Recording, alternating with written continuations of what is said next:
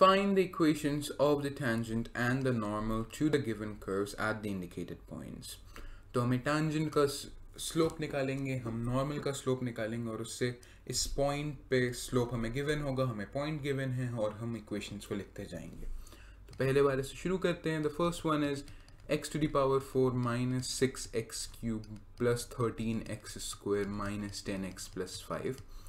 अब इसको अगर आप डिफरेंशिएट करेंगे तो dy upon dx is equal to 4x cubed minus 6 times x cubed का डेरिवेटिव हो जाएगा 3x square plus 13 times x square का डेरिवेटिव हो जाएगा 2x minus 10 times x का डेरिवेटिव 1 plus 5 का derivative 0 since it's a constant.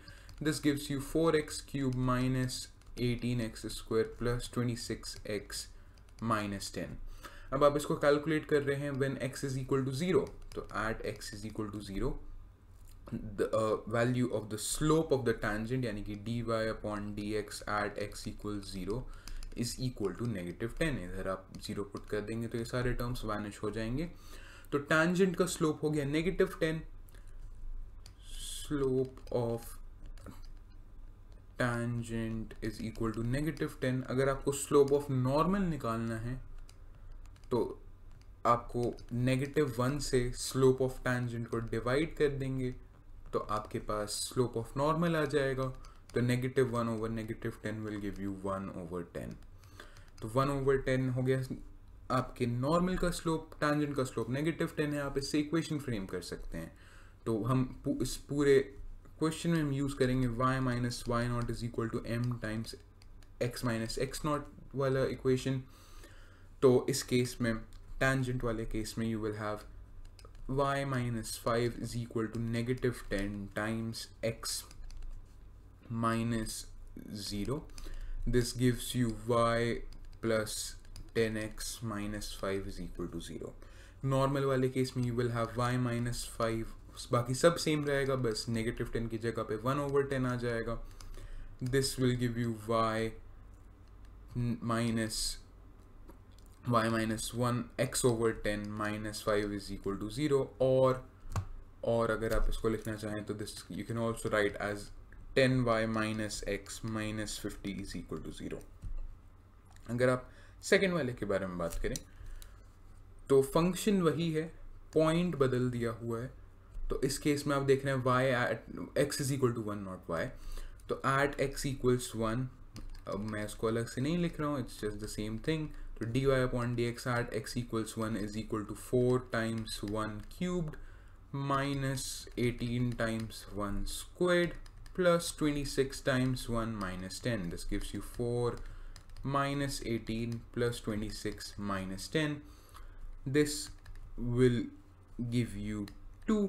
तो 2 है स्लोप आपके tangent का at this point 1,3. अगर आपको नॉर्मल का स्लोप निकालना है तो slope of normal is equal to -1 divided by slope of tangent to -1/2.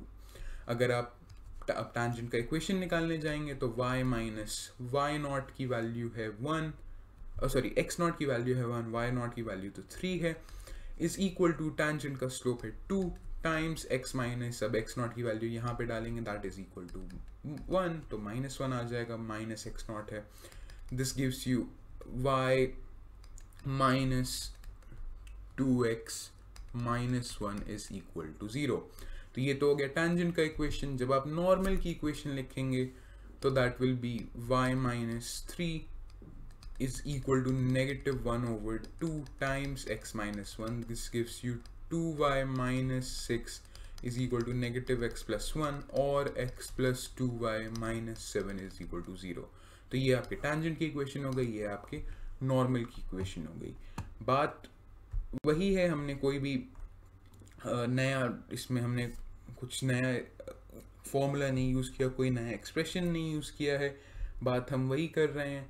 अगर इसको कंटिन्यू रखेंगे तो थर्ड वाले केस में हमें कैलकुलेट करना है फॉर x क्यूब्ड एट 1,1. तो x क्यूब्ड की अगर बात करें तो y इक्वल्स x क्यूब्ड को अगर हम डिफरेंशिएट करेंगे तो dy upon dx will be equal to 3x square.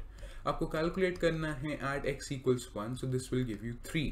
तो slope of the tangent is equal to 3, और इसी से आपके पास आ जाएगा that the slope of normal is equal to -1/3। अब यहाँ से दो इक्वेशन फ्रेम हो जाएंगे। पहले टेंजेंट की इक्वेशन, तो आप फिगर आउट कर रहे हैं इक्वेशंस एट 1, 1, तो टेंजेंट की इक्वेशन हो जाएगी y-1 is equal to 3 times x-1, और नॉर्मल की इक्वेशन हो जाएगी y-1 is equal to -1/3 times x-1।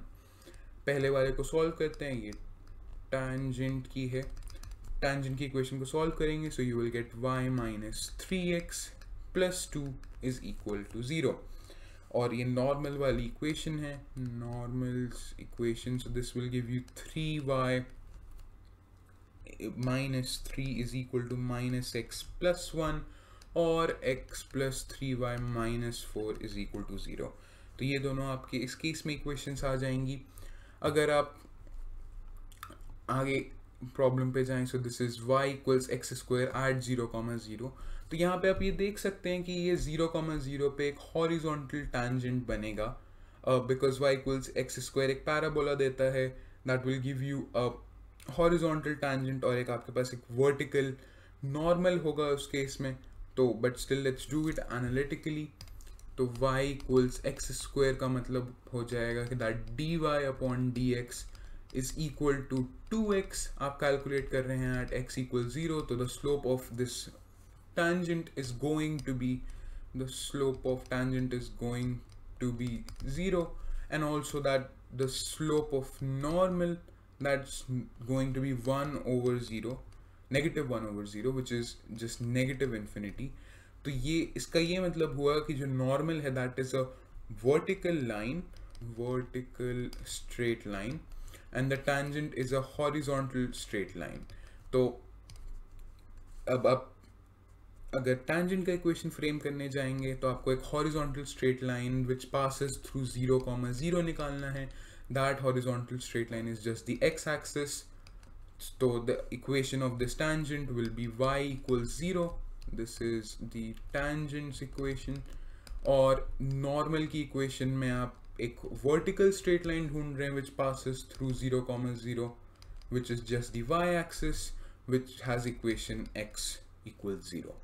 तो ये हो गया आपके x² वाले केस में। अब आप लास्ट है एक पैरामीट्रिक आपको इक्वेशन दी हुई है, x = cos t and y = sin t at t = π/4। तो y = sin t and x = cos t at t = π/4। अब यहाँ पे dy/dx की वैल्यू, dy/dx को आप लिख सकते हैं as dy/dt divided by dx/dt, and this will have to be calculated at t = π/4। dy/dt की वैल्यू हो जाएगी sin t का derivative is cos t divided by x with respect to t का डेरिवेटिव हो जाएगा -sin t। This has to be calculated at t = π/4, और अगर आप इसको सॉल्व करें, so this is equal to 1/√2 divided by -1/√2, this gives you -1 as the slope of the tangent। अब अगर आपको slope of the normal निकालना है, तो this is slope of the tangent, this is equal to -1, slope of the normal is equal to 1। अब दोनों के लिए इक्वेशंस आप फ्रेम कर सकते हैं। तो पहले वाले केस में y-, अब यहाँ पे y0 और x0 आपको एक बार कैलकुलेट करना पड़ेगा। तो x0 और y0 की वैल्यू हो जाएगी cos of π/4, sin of π/4, so this will give you 1/√2, 1/√2। तो y minus y0 की वैल्यू है 1/√2। this is equal to slope of the tangent is -1 times x minus x0 की वैल्यू अगेन 1/√2, और same equation normal के लिए आ जाएगी, just -1 की जगह पे 1 आ जाएगा। तो y minus 1/√2 is equal to 1 times x minus 1/√2। this will give you x is equal to y, this right here will give you x plus y minus square root of 2 is equal to 0. तो ये आपके tangent और normal की equation हो जाएगी. अगर आप इसको ज्योमेट्रिकली भी देखते तो this actually is the graph of a circle. Sine theta और कॉस थीटा से आप एक सर्कल को डिफाइन कर रहे हैं, और इस केस में सर्कल विद यूनिट रेडियस, और t इक्वल्स पाई बाय 4, यानी कि अगर हम थीटा की जगह पे पाई बाय 4 रखें तो वो इधर होगा. टैंजेंट कुछ ऐसा सा दिखेगा. नॉर्मल ये स्ट्रेट लाइन होगी, वो रेडियस ही होगा. इसलिए आपके नॉर्मल की इक्वेशन y इक्वल्स x आ रही थी और टैंजेंट की equation y plus x minus square root of 2 आ रही थी. So that's the answer to your question.